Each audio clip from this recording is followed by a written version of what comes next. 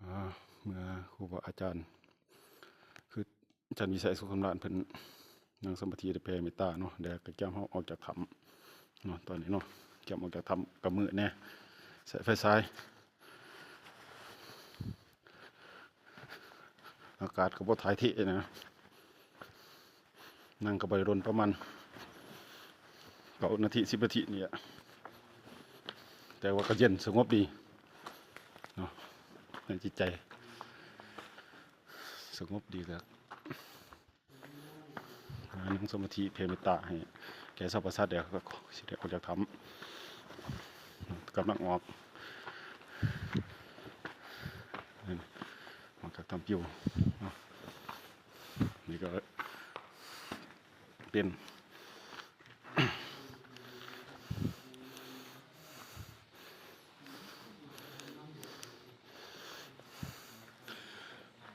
แต่ประมาณนี้มีสารเคมีอะไรว่าเจ็บหัวเด้อมีสารเคมีเจ็บหัวมันสิเป็นจะแก่แต่มันเป็นตะเบื่อเนาะ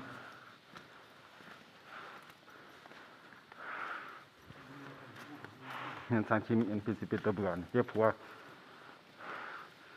หันใจก็บ่ว่าท้อง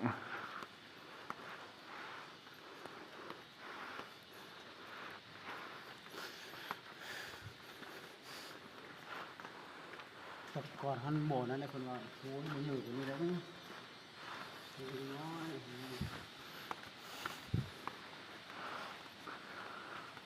เมืองติสารเคมีที่ว่ามันถือกับหินจนลำทำยางปูทางกับปูป่านเนาะมันใหม่มันลำเ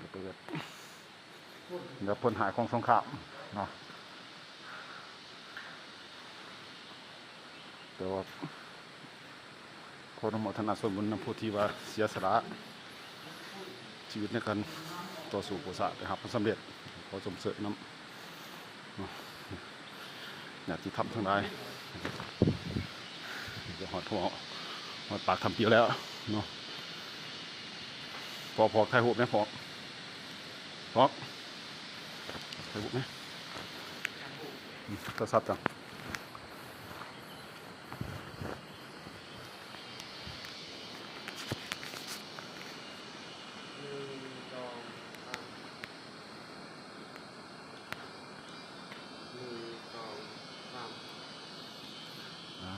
ถ่ายรูปเป็นทีละนึกไว้เนาะนี่ถ่ายรูปทีละนึกไว้อาจารย์วิทำพิธีกรรมทางพุทธศาสนา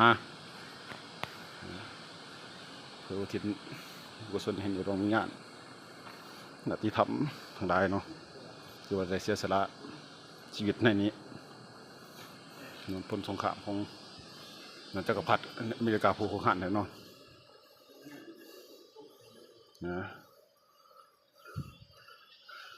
นี่ก็สิมีเถามีกระดูกเอาอีกแล้วนั่นอ๋อเดี๋ยวเกี่ยวนักฟังเป็นบูชาที่ในฟ้าทำถือระเบิดพองใหม่จนลำที่เนาะ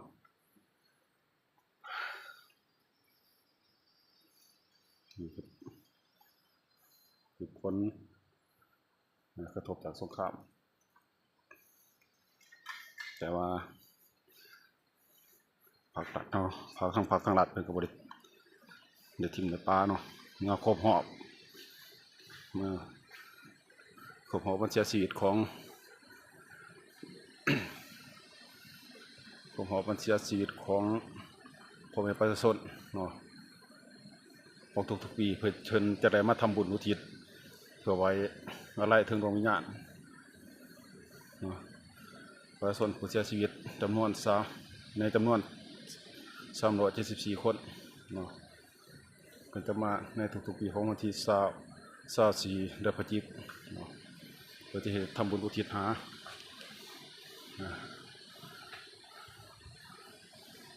เดี๋ยวว่าทั้งหน้านี้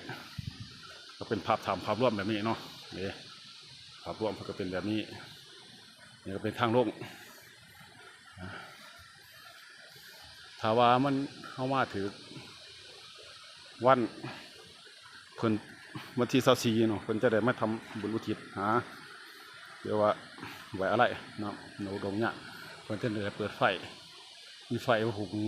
แจงเข้าไปในได้แต่ว่ามื้อนี้มาเป็นมื้อมาในวันธรรมดาเนาะ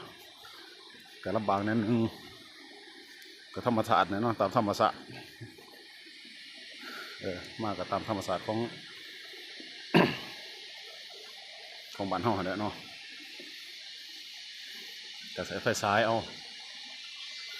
แต่ว่าสิสะดวกบ่ก็สะดวกอยู่เนาะ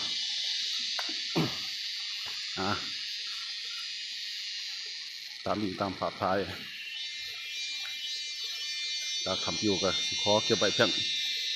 เท่านี้เนาะเดี๋ยวจะไปต่ออีกแห่งใหม่สถานที่ท่องเที่ยวแห่งใหม่ของแข่งเสียงควงขออนุโมทนาสาธุ